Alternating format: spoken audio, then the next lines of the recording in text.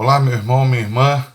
Depois de algum tempo sem gravar porções do Evangelho, nós voltamos para mais uma edição de Porções no Evangelho. Hoje eu queria compartilhar com você o texto do livro de Números, no capítulo 27. É o texto que fala acerca da morte de Moisés. É Deus anunciando a Moisés que ele iria morrer. E o texto diz assim, em Números 27, a partir do versículo 12. Depois disse o Senhor a Moisés: sobe a este monte Abarim e vê a terra que dei aos filhos de Israel.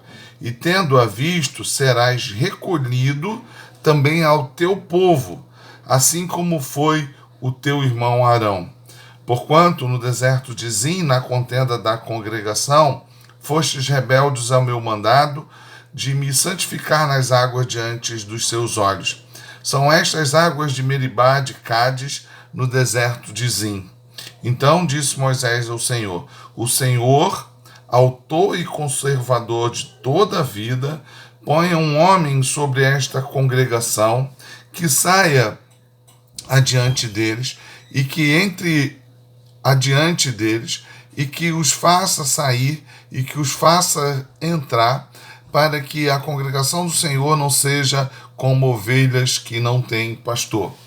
Poderíamos observar várias coisas, vários aspectos, vários ensinos neste texto. Poderíamos observar o que está sendo dito no final e que nos remete, obviamente, ao texto de Mateus 9, quando o próprio Senhor fala a respeito do povo de Israel como ovelhas sem pastor. É isso que é dito no final. Moisés tem uma preocupação para que o povo não fique sem um líder e que não fique como ovelhas sem pastor. E aí nós poderíamos fazer uma associação da pessoa de Josué, aquele que vai estar guiando o povo, com a pessoa de Jesus Cristo. Poderíamos observar aqui também como Deus fala acerca do pecado de Moisés e como isso estaria associado à questão da morte, que Deus anuncia a sua morte, fala da sua morte associando ao seu pecado. E poderíamos então fazer uma relação teológica nesta relação pecado-morte.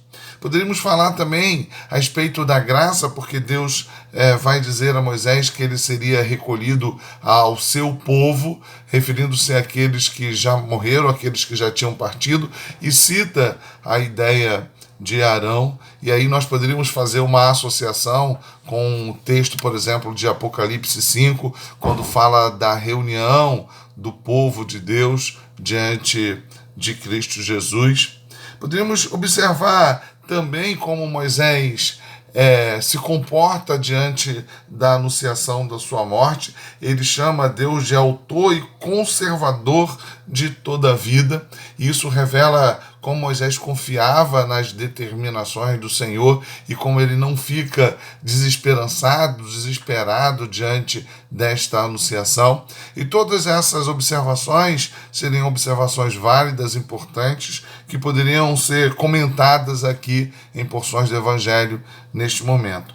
Mas o que eu quero destacar brevemente com vocês é como que Moisés se preocupa com a continuidade da liderança sobre o povo. E é sobre esse assunto que eu quero tratar brevemente com você. Moisés é alguém que foi acompanhado em todo o seu ministério pela presença de Josué. É Josué que está lutando quando os braços de Moisés são sustentados por Arão e pelo seu cunhado, e na medida que os seus braços iam ficando cansados, então Josué, que estava guerreando, ia perdendo a guerra. Diante da comunicação de Deus, das suas leis, era Josué que estava aguardando que Moisés descesse do monte e o acompanhasse até ao ajuntamento do povo, onde o povo estava reunido adorando a um bezerro de ouro.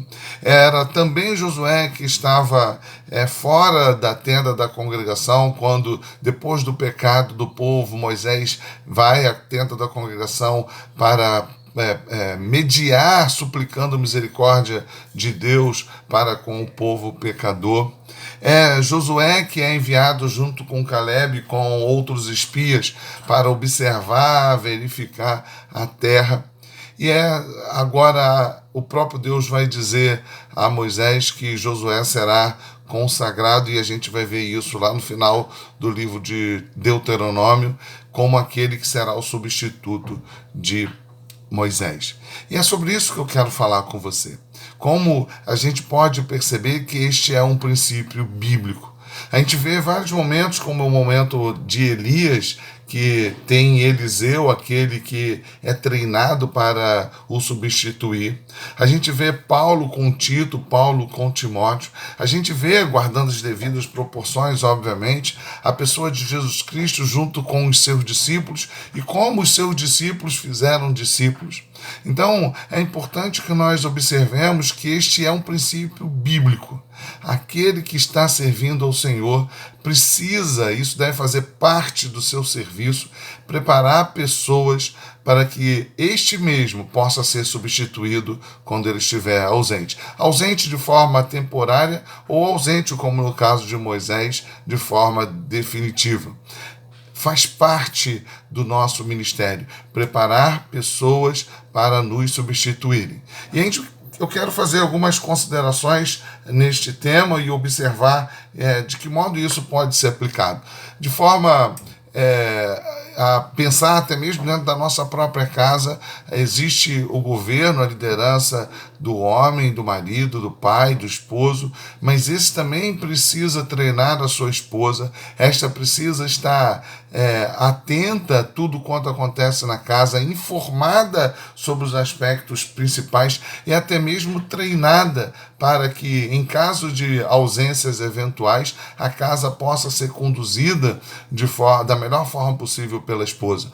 E ainda, obviamente, se acontecer algo definitivo, algo que seja estabelecido como cabal, a ausência desse marido possa ser sentida da menor forma possível pela liderança desta mulher, dessa esposa, desta mãe. Mas aplicando também no nosso serviço, aquilo que o Senhor nos dá como Igreja de Cristo, é extremamente importante que a gente sempre, e não é só especificamente ao pastor, mas a qualquer pessoa que exerce qualquer tipo de serviço na igreja, qualquer tipo de liderança na Igreja de Cristo, há de se perceber a necessidade de treinamento. Aquele que está servindo precisa sempre pensar: o trabalho precisa ser continuado. E na minha ausência, quem irá continuar este serviço?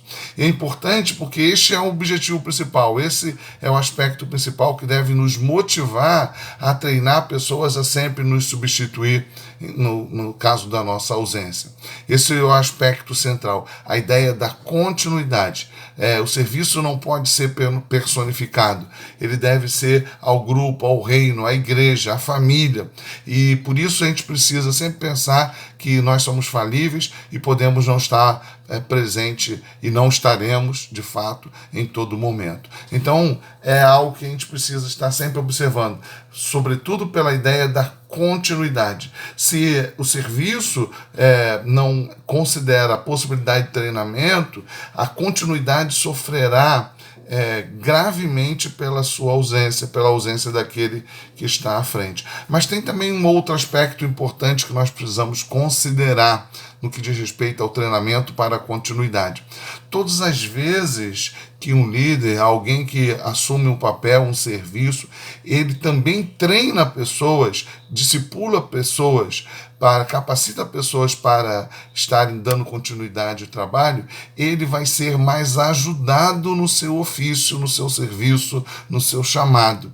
Ou seja, todas as vezes que você treina alguém, além de você garantir a possibilidade da continuidade, você estará fazendo para si, além de discípulos, conselheiros, ajudadores, auxiliares, que podem ser os melhores auxiliares, os melhores conselheiros.